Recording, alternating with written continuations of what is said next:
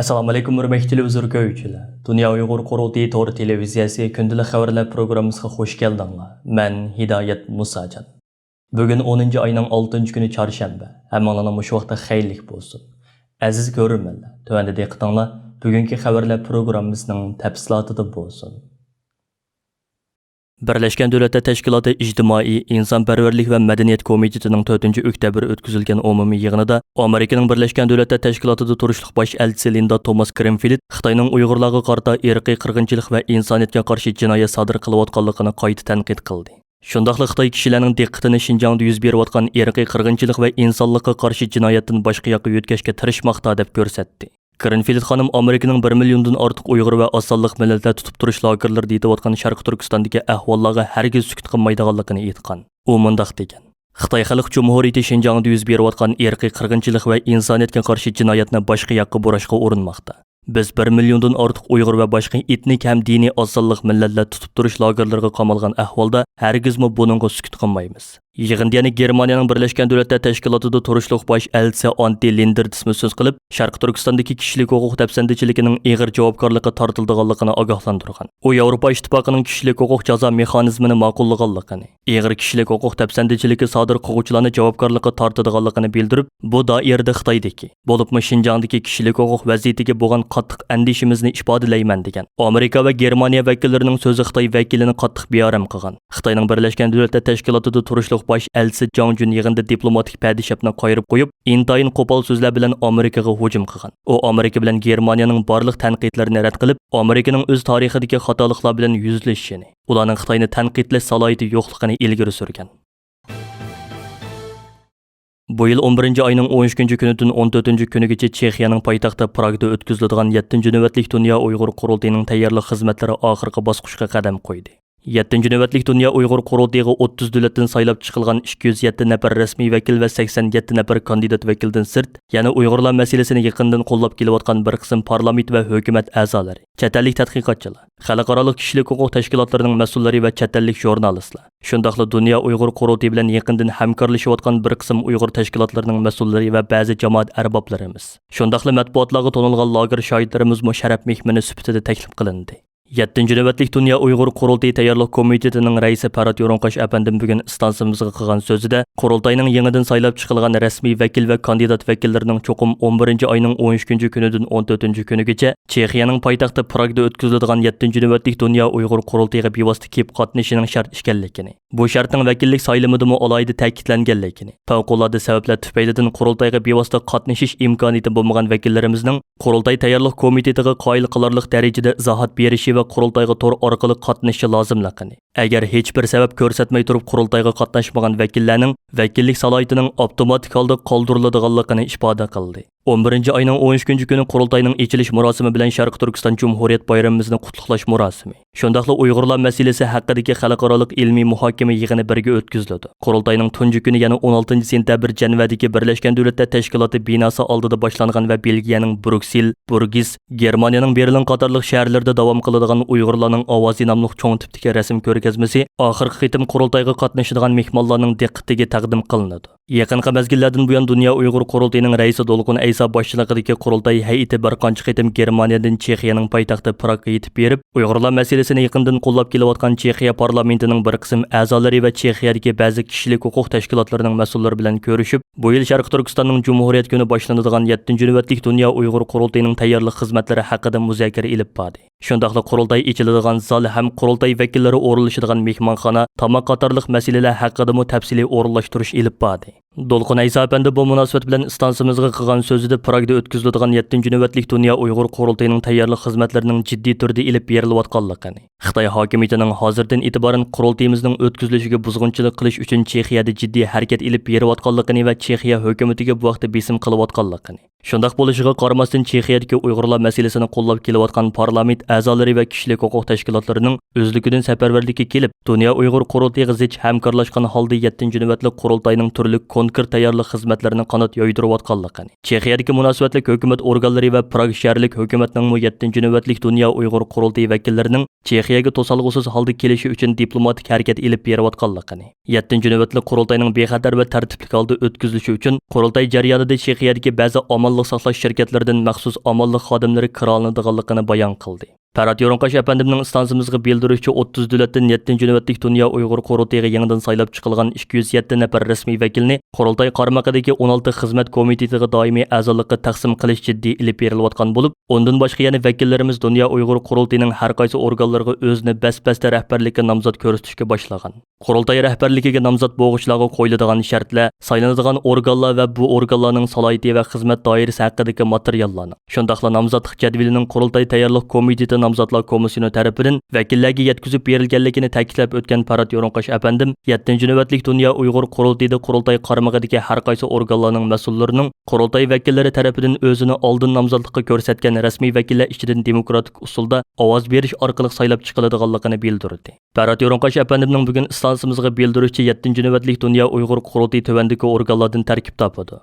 Dunyo Uyg'ur qurultayi vakillar qurultayi, Dunyo Uyg'ur qurultayi raisligi, Dunyo Uyg'ur qurultayi ijroiya komiteti, Dunyo Uyg'ur qurultayi taftish hay'ati, Dunyo Uyg'ur qurultayi fondi, Dunyo Uyg'ur qurultayi ijroiya komiteti tarkibidagi komitet va markazlar, Dunyo Uyg'ur qurultayining tayinlangan alohida xodimlari, Dunyo Uyg'ur qurultayi vakillar qurultayining eng oliy huquqli organi bo'lib, konsey 207 nafar rasmiy vakil va 87 nafar kandidat vakildan tashkil topadi. Dunyo Uyg'ur qurultayining raisligi qurultayining rasmiy vakil va kandidat vakillari tomonidan saylab chiqilgan 1 nafar rais va 3 nafar muavin raisdan tashkil topadi. Qurultayining muavin raislari tuvandagi sohalarga mas'ul bo'lib, raisga yordamlashib ish ilib boradi. Har bir muavin rais qurultay vakillari ichidan yoki sirtidan muvofiq sonda maslahatchi va yordamchilarni vazifaga qo'yish huquqiga ega. Qurultayning siyosiy va strategiya ishlariga mas'ul muavin raisi, qurultayning tashkiliy ishlariga mas'ul muavin raisi, qurultayning xalqaro tashkilotlar va hukumatlar bilan bo'lgan tashkiliy aloqa xizmatlariga mas'ul muavin raisi. Dunyo Uyg'ur qurultayi ijroiya komiteti 1 nafar rais va 4 nafar muavin rais va ijroiya komiteti tarkibidagi 15 xizmat komitetining mudirlaridan tashkil topadi va bular qurultay vakili tarafidan saylab chiqiladi. Ijroiya komitetining har bir muavin raisi ayrim holda ijroiya komiteti qarmog'idagi 3-4 xizmat komitetiga mas'ul bo'lib, ijroiya komiteti raisiga yordamlashib ish bajaradi. Dunyo Uyg'ur qurultayi taftish hay'ati 1 nafar bosh taftish va 4 nafar muavin bosh taftishdan tarkib topadi. Muavin taftishlar har qaysi rayonlar bo'yicha bosh taftishga yordamlashib vazifa o'taydi. Taftish hay'ati qurultay vakillari ichidan har qaysi davlatlardan o'z yordamchilarini vazifaga qo'yish huquqiga ega. Dunyo Uyg'ur qurultayi fondi 1 nafar rais va 2 nafar muavin raisdan tashkil topadi va qurultay vakillari tomonidan saylab chiqiladi. Muavin raisning birisi Uyg'urlik badali va har xil shakldagi iyon to'plash ishlariga mas'ul bo'ladi. Yana bir muavin rais xalqaro fondlarga yangi projektlar sunib, iqtisodiy yordam ilishga mas'ul bo'ladi. Qurultay fondi raisi har qaysi davlat va shaharlarda vakillar ichi va sirtidan o'z yordamchilarini vazifaga qo'yish huquqiga ega. Dunyo Uyg'ur qurultayi ijroiya komiteti qarmog'idagi tuvandagi 15 komitet va markazlarning mudirlari qurultay vakillari tomonidan saylab chiqiladi. Muavin mudirlari mudirlarning taklif qilishi va ijroiya komitetining tasdiqi bilan vazifaga qo'yiladi. Inson huquqlari komiteti, Xitoy ishlari komiteti, diniy ishlar komiteti, ayollar komiteti, yoshlar komiteti, sayya komiteti, ekologiya komiteti, ma'rif komiteti, madaniyat komiteti, qonun komiteti, tashviqot uchur markazi, muhojirlar markazi, tadqiqot markazi, nashriyat markazi. Dunyo Uyg'ur qurultayining tayinlanadigan alohida xodimlari qurultayning xizmat ehtiyojiga qarab qurultay raisi tarafidan vakillar ichi va sirtidan vazifaga taklif qilinadi va ijroiya komitetining tasdiqiga sunadi. Bular tuvandikicha: maslahatchilar, bayonotchilar, kotib, arxiv bo'limi mudiri, rayonlar bo'yicha alohida vakil, sohalar bo'yicha alohida vakil, qurultayning har qaysi davlatlardagi maxsus ishxonalarining mudirlari. Markaziy Washingtondagi Uyg'ur harakati tashkilotining raisi, uzun yillik fidokor siyosiy faoliyatchilarimizdan Ro'shan Abbos xonim bosh shtabi Nyu-York shahridagi kishilik huquq fondi tarafidan 2009-yildan beri yilda bir qidim o'tkazilayotgan Oslo erkinlik munbirining oldingi kuni Amerikaning Miami shahrida o'tkazilgan yig'inda qilgan so'zida nurg'un xalqaro markalarning hozir Uyg'ur majburiy amgikidan foyda olg'uvchilarga aylanganligini, ularning bu masalaga izchil holda ifoda bildirishdan o'zini qochirib kelayotganligini, Beijingga qarshi so'z qilishdan qattiq qo'rqadigan bu shirkatlarning allaqachon so'z erkinligini qurbon qilib o'tganligini bildirdi. Bu növbətlik yığın temisi məcburi əmgək, xalqaralıq şirkətlərin Uyğur məcburi əmgəkindən fayda elishi və bu şirkətlərin mustabid hakimiyyətlərinin qollğuchisiga aylanishidek məsələlərə mərkəzləşkən olub, Roşan Abbas xanım yığında qilgan so'zida hozir Uyg'urlar yuzlanayotgan bu qo'rqinchli vaziyatning dunyoning kelgusi bo'lib qelishi mumkinligini, agar Amerika boshliq G'arb demokratik davlatlari kishilik huquq tafsandichiligini ko'rmasga selib, Xitoy kompartiyasi bilan munosabatni davom qilaversa, bundaq oqibatdan qechishning mumkin bo'lmaydiganligini ogohlantirdi. Yig'inda so'z qilgan advokat Rayhon Asadmo Uyg'ur amgikining keng ko'lamda ekspluatatsiya qilinayotganligi bir ochiq haqiqat. Xitoy kompartiyasi qul amgikini tuzumlashtiryotdi. Uning mahsulotlari bo'lsa allaqachon Amerika bozorlarida setilyotdi deb ko'rsatdi. Rayhon Asad majburiy amgakka qarshi kurash qilish uchun har bir iste'molchining tegishli mas'uliyatini ado qilib, majburiy amgakdan yasalgan mahsulotlardan uzoq turishi kerakligini, buning bir axloqiy o'lcham qilinishi kerakligini ta'kidladi. Türkiye xalqiga Uyg'ur qirg'inchiligini to'nitish va Türkiye hukumatining Uyg'urlar masalasida aniq pozitsiya bildirishini qo'lga keltirish uchun jamoat fikri hosil qilish maqsadida Xitoy hukumatining ziyonkashligiga uchragan Turkiyadagi Mirzahmat Ilyas boshchiligidagi bir qism Uyg'ur yoshlari tomonidan bu yil 2 avgust kuni Sharq Turkiston uchun Anatoliya safari nomli faoliyat boshlangan va ular Turkiyaning har qaysi shaharlarida tashviqot faoliyatlarini qanot yoydirgan edi.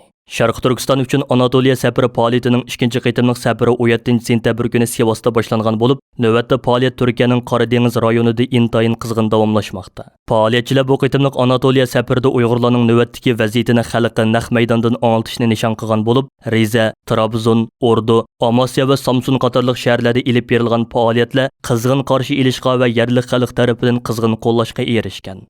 Mazkur shaharlardagi yerlik fuqaroviy tashkilotlar, siyosiy partiyalar, lager tutqunlari yaqinlarining faoliyatlariga qizg'in ovoz qo'shgan. Faoliyatchilar mazkur shaharlardagi xalq maydoni va shahar bog'chilarida axborot e'lon qilish yig'ini ichib, yerlik taratqularning diqqatini Uyg'ur qirg'inchiligiga tortgan. Uningdan boshqa faoliyatchilar xalq maydonlarida va mazkur shaharlarning cho'ng ko'chalarida Sharq Turkistonda yuz berayotgan Xitoyning irqiy qirg'inchilik siyosatlari tushuntirilgan tashviqot varaqlarini tarqatgan va Xitoyning irqiy qirg'inchilik siyosatiga qarshi turish uchun imzo to'plash faoliyati o'rinlashtirgan. Faoliyatchilar mazkur shaharlardagi jamoat arboblari, siyosiy shaxslar va fuqaroviy tashkilotlarning mas'ullari tomonidan intayin yaxshi kutib olingan.